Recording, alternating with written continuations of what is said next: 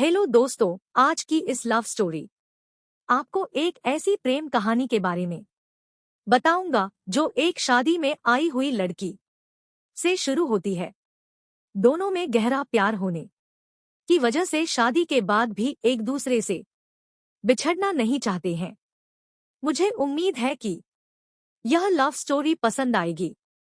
यह शादी वाली गर्लफ्रेंड लव स्टोरी से हिंदी में है और आशा है कि आप इस वीडियो को पूरा देखेंगे। मैं और मेरा दोस्त उदम दोनों जयपुर रहते थे। उदम मेरे ही गांव का लड़का है। हम दोनों पढ़ाई करने के लिए जयपुर गए थे, लेकिन घर की स्थिति कमजोर होने की वजह से पढ़ाई के साथ साथ ओला उबर पर बाइक चलाना शुरू कर दिया था। जयपुर रहते हुए हमें लगभग 4 महीने हो गए। अप्रैल से मई का महीना चल रहा था। आप सभी को पता है कि अप्रैल से मई के माह में शादियां बहुत अधिक होती है। अप्रैल महीने में हमारे एक दोस्त की शादी थी। शादी में आने के लिए हम दोनों जयपुर से बाइक लेकर घर के लिए रवाना हो जाते हैं। शाम को लगभग 8 बजे हम दोनों घर पहुंच गए। सुबह जल्दी तैयार होकर हम दोनों अपने दोस्त की शादी में जाने के लिए रवाना हो गए। शादी में पहुंचने के बाद हम अपने दोस्त से मिले। थोड़ी देर बातचीत करने के बाद हम कुर्सियों पर जाकर बैठ गए। हम दोनों शादी की रस्में पूरी होने तक दूल्हे के पास ही रुके हुए थे। 2 दिन रुकने के बाद भी मुझे वहां पर कोई भी लड़की पसंद नहीं आई। फिर मैंने उदम से कहा, चलो अब घर चलते हैं। उदम ने कहा, दूल्हे से बातचीत कर लेते हैं और फिर घर चलते हैं। थोड़ी देर बाद हम दोनों मेरे दोस्त दूल्हे से घर जाने की इजाजत मांगते हैं। काफी देर होने के बाद वह हमें घर जाने की इजाजत दे देता है। इसके बाद हम दोनों बाइक स्टार्ट करके घर पहुंच जाते हैं। उदम के घर से मेरा घर थोड़ी ही दूर था। अगले दिन मैं उदम के घर चला गया। तब उदम ने बताया कि 5 दिनों बाद उसकी बहन के देवर की शादी है। मैंने कहा, तुम चले जाना, मुझे घर पर कुछ काम है।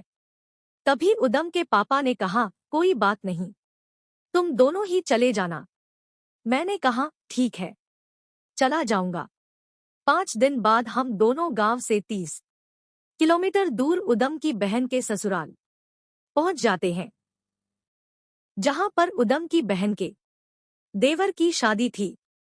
पहुंचने के बाद हम दोनों अपनी बहन से मिलते हैं और हमारे पास जो सामान था उसे रखने के लिए दे देते हैं।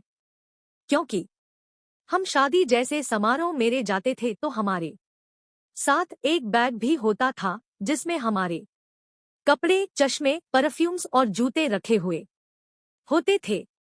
शाम के समय खाना खाने के बाद हम दोनों कुर्सियों पर बैठे हुए थे। हमारे सामने ही फ्लोर डीजे लगा हुआ था। तभी मैंने देखा कि बगल वाले मकान से एक लड़की निकल कर डीजे पर नाचने लगती है। मैंने हाथ के इशारे से उदम को बताया, वह लड़की कितना अच्छा डांस कर रही है।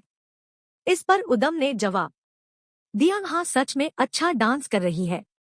डांस करने के बाद वह लड़की हमारी बगल वाली कुर्सी पर आकर बैठ जाती है। लड़की के बैठ जाने के बाद हम दोनों उसके डांस की तारीफ करने लगते हैं। डांस की तारीफ करने के बाद वह हमारा शुक्रिया अदा करती है। उदम ने कहा, शायद आप जैसा डांस कोई और नहीं कर सकता है।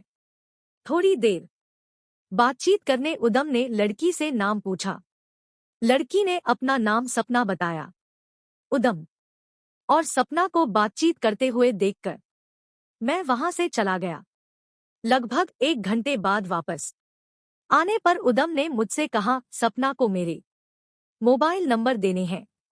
मैंने कहा, क्यों? तभी उदम ने जवाब दिया, वह मुझे बहुत पसंद है, इसलिए मैं उसे अपना नंबर देना चाहता हूं। इसके बाद मैंने जवाब दिया, ठीक है। रात को लगभग 10 बज रहे थे। चारों ओर डीजे का शोर था। सपना डीजे पर डांस करते हुए अपनी अदाएं बिखेर रही थी।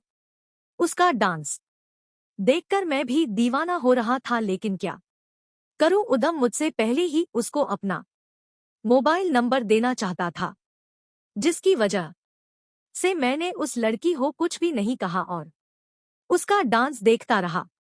थोड़ी देर डांस करने के बाद वह हमारे आगे आकर खड़ी हो जाती है।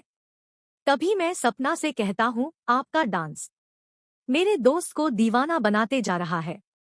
लेकिन सपना कोई भी जवाब नहीं देती है। मैंने सोचा शायद उसने सुना ही नहीं है, जिसकी वजह से वह कोई जवाब नहीं दे पाई। थोड़ी देर बाद मैं उदम से कहता हूँ, चलो अब घर चलते हैं। यहाँ पर अपनी बात कोई नहीं सुनता है। इतने में ही सपना पीछे मुड़कर देखते हैं। मैं वहां से चलकर बाइक के पास जाकर खड़ा हो जाता हूँ। तभी वह सोचती थी हम दोनों अपने घर जाने वाले हैं और उदम की बहन से जाकर हम दोनों के जाने की बात कह देती है। इतने में ही उदम की बहन मेरे पास आकर मुझसे पूछती है, तुम दोनों गांव क्यों जा रहे हो? मैंने कहा, नहीं दीदी, आपसे किसने कहा कि हम गांव जा रहे हैं? तब दीदी ने जवाब दिया, मुझसे सपना ने कहा था कि आप लोग गांव जा रहे हो। तब मैं समझ चुका था कि सपना मोबाइल नंबर लेने के लिए तैयार है। दीदी के चले जाने के बाद मैं उदम के पास जाकर खड़ा हो जाता हूँ। हम दोनों पीछे कुर्सियों पर जाकर बैठ जाते हैं, जहां पर पहले से ही सपना बैठी हुई थी। इतने में उदम अपनी जेब से मोबाइल नंबर की पर्ची चिट निकालकर सपना को थमा देता है। सपना उस मोबाइल नंबर की पर्ची को लेकर वहां से चली जाती है। उसके जाने के बाद हम दोनों बातें कर रहे थे कि अचानक उदम के मोबाइल की रिंग बजती है। उदम ने देखा कि किसी नए नंबर से कॉल आ रही है। उदम ने कॉल रिसीव किया और कहा, हेलो। तभी उधर से एक लड़की की बोलने की आवाज आई। इतने में ही उदम ने मुझसे कहा, किसी लड़की ने फोन किया है, चलो दूर चल कर बात करते हैं। क्योंकि वहां पर डीजे का शोर था, इसलिए कुछ सुनाई नहीं दे रहा था। हम दोनों वहां से उठकर थोड़ी दूर चले जाते हैं और बात करने लगते हैं। उदम ने उस लड़की से पूछा, कौन बोल रहे हो? तभी लड़की ने जवाब दिया, पहचानो कौन बोल रही है? उदम ने कहा, जान पहचान होती तो पहले ही पता चल जाता कि कौन बोल रही हो। इस तरह बातचीत करने के बाद उसने बताया कि मैं सपना बोल रही हूँ। उदम और सपना दोनों काफी देर तक बातें करते रहे और मैं चुपचाप हम दोनों की बात सुनता रहा। काफी देर बात करने के बाद सपना ने कॉल डिस्कनेक्ट कर दिया। फिर मैं और उदम सोने के लिए मकान के अंदर चले गए। अगले दिन जब हम दोनों नहा रहे थे, तब सपना ट्यूबवेल पर ही खड़ी थी। नहाने के बाद हम दोनों ने नए कपड़े पहने और परफ्यूम लगाई। इतने में ही सपना ने कहा, क्या बात है जनाब, दोनों पहले से ही बैग भरकर कपड़े लाए हैं। तभी मैंने कहा, शायद कोई लड़की हमें पसंद कर ले, इसलिए कपड़े और परफ्यूम साथ लाए हैं। शाम को हम दोनों वापस अपने घर लौट आए। इधर सपना और उदम भी फोन पर कई घंटों तक बातचीत करते रहते थे। दोनों के बीच इतना गहरा प्यार हो गया कि एक दूसरे को भूल पाना मुश्किल था। धीरे धीरे इन दोनों के प्यार सपना के पिताजी को पता चल गया। उन्होंने कॉल करके उदम की जीजा जी को सब कुछ बता दिया। शाम का समय था, तभी अचानक मेरी पास उदम के जीजा जी का कॉल आया। कॉल के दौरान मैंने सपना और उदम के प्यार के बारे में सब कुछ बता दिया और कहा ये दोनों एक दूसरे से शादी करना चाहते हैं। मैंने कहा, सपना की माँ को इनके प्यार के बारे में पूरा पता है और वह इन दोनों शादी करवाने के लिए भी तैयार है। काफी देर बातचीत करने के बाद मैं फोन डिस्कनेक्ट कर देता हूँ। मेरे और जीजा जी के बीच हुई सारी बातचीत को उदम ने अच्छी तरह से सुन लिया था, क्योंकि वह बातचीत के दौरान मेरे पास ही बैठा हुआ था। उदम और सपना हर महीने एक दूसरे से मुलाकात करते रहते थे। दोनों एक दूसरे से शादी करना चाहते थे, लेकिन लड़की की मां के अलावा पूरा परिवार शादी के खिलाफ था। दोनों प्रेमी जोड़े को भी पता था कि उन दोनों की शादी हो पाना मुश्किल है, लेकिन फिर भी मुलाकात करते रहते थे। इन दोनों के प्यार को लगभग 3 साल गुजर गया था। इन 3 सालों में उन्होंने खूब रोमांस किया और दोनों एक दूसरे से कभी बिना मिले नहीं रहे। काफी दिन गुजर जाने के बाद सपना की शादी किसी दूसरे लड़के के साथ तय कर दी जाती है। शादी की बात सुनकर उदम को काफी दुख हुआ, लेकिन मैं किसी भी तरह से उसको समझा कर जयपुर ले गया। शादी हो जाने के बाद भी सपना ने कॉल करना बंद नहीं किया। वह आज भी कभी कभी उदम के पास कॉल करती रहती है। कॉल के दौरान दोनों रोमांस भरी बातें करते रहते हैं। शादी हो जाने के बाद भी इन दोनों का प्यार कभी कम नहीं हुआ।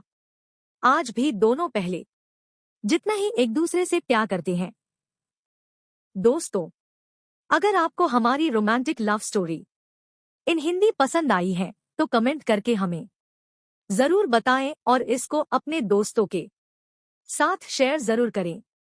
इस प्रकार की और school love stories, sad stories, couple love stories, romantic love story in Hindi कहानी सुनने के लिए चैनल को सब्सक्राइब जरूर करें।